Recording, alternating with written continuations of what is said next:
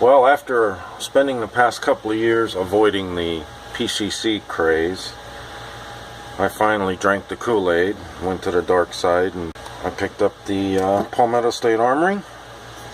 It is the PA-X9.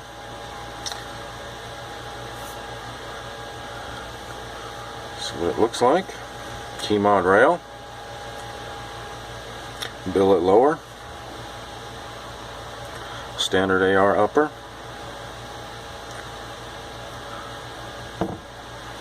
Changes I've done to it, upgrades. I put obviously a Battle Link stock on it. I like them Battle Links. I put one of the Gray Badger Firearms charging handles on it, which works great. I put the Battle Arms Development Ambi Safety, nice and smooth. It still has a mil-spec trigger. Sight mark optic. AP Manufacturing Compensator. These are 1/2 36 comps. Kind of a mixed bag on compensators for PCC. Some guys say, yeah, they help. Other guys say, no, just run the flash hider, that there's no advantage to it. It does help. I can tell shooting it with the flash suppressor and then putting this on, it does help. But I'm a big boy. I don't have any problems putting this gun into submission anyway, so that's really not an issue. Ammo, I've shot through it. I've shot some of the Winchester. Runs flawlessly. This stuff is a little bit warm. The Perfecta is milder, and I did notice some erratic loading, kind of like Remington Golden bullets. They seem to be all over the place there. I ran some Tula steel case through it, ran beautifully. I ran some Federal through it, ran beautifully. Not the aluminum. Do not use aluminum in it, and I will show you why. I fired one aluminum round off in this gun, and that's what happened. Yes, that's where the bullet goes. Yes, that's where the case sheared off. I never did find the primer. It's gone. So, don't shoot aluminum. Other than that, this thing eats everything I've thrown at it so far. Let's see. Magazines. I bought the ETS mags for it. I've put probably between range time and the match yesterday close to 500 rounds through it. Have not had one problem with these ETSs. It's all I've used up to this point.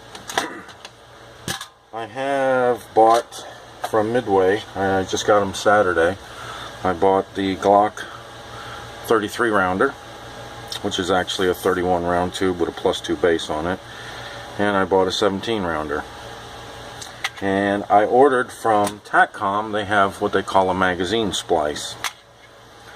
Take the magazines apart, take the base pads off, take springs out. This magazine has a floor plate in it. This one does not. You take the follower and the spring out of the 31, put it in the 17. You take the follower and the spring out of the 17, put it in the 31, and then you put that floor plate in between the two springs, and TACCOM makes a little block device that you set these two down in end to end.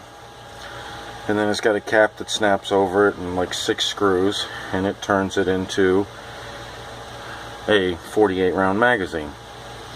It has a slip-on cap that goes over this end, and then you feed from the 17 round end. But it's kind of weird voodoo mag stuff, but TACCOM, so it can't be junk. We'll see the ETS mags. I've noticed, not so much right now, but like the Glock mags, they go in freely, drop free. Glock 17, same way, drops free. The ETS does as well, but what I've noticed is when you get these things loaded to 31 rounds, they tend to bulge a little bit, and you can feel some resistance going in. Now, not a big issue, little extra force. I've had a few minor problems with this gun. Nothing major. In fact, one was self-inflicted. I'm going to cut in some video of the match yesterday. I shot it in a Steel Challenge match yesterday. 150 rounds, some misses, so let's just call it 160 rounds. Gun ran absolutely flawless.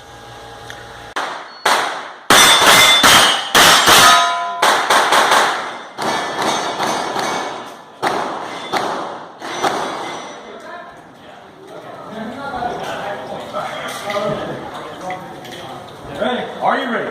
Stand by.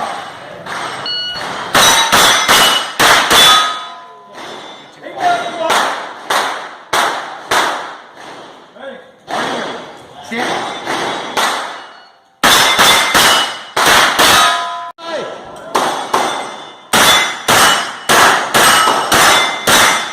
Three, 6, 1.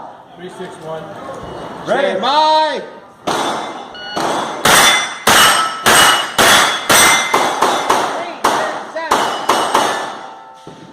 Bye.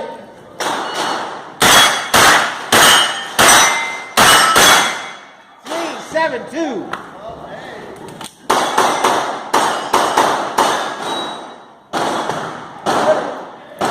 Stand by.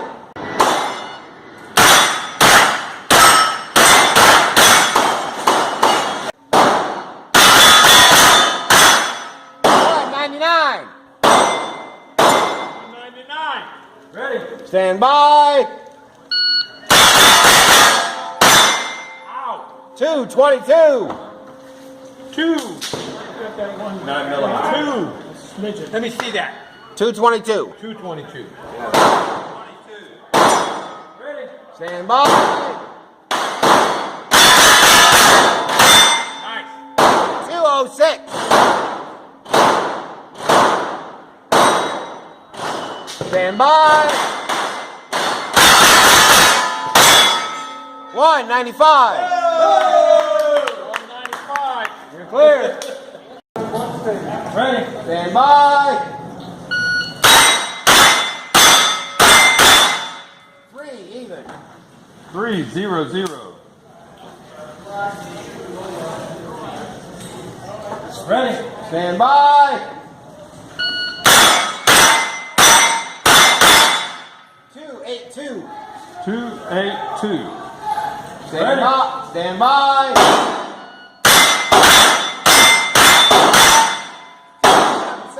277. So as you can see, the gun runs really well.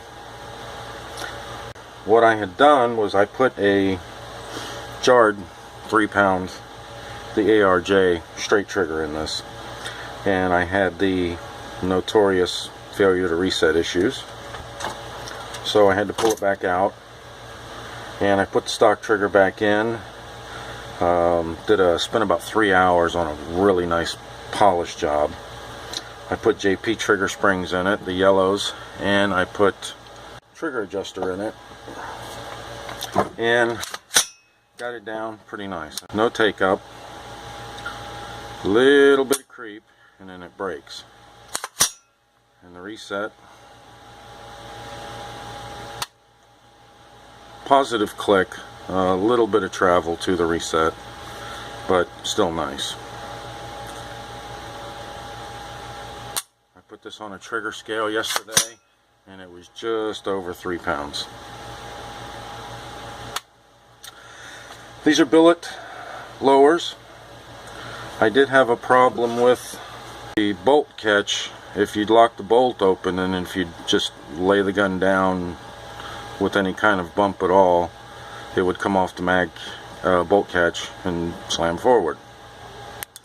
So what I ended up having to do is I took the bolt release out and I ground on the back side of the bottom so it would tip in further, and solve that issue. Charging handle and bolt, take a quick look at it.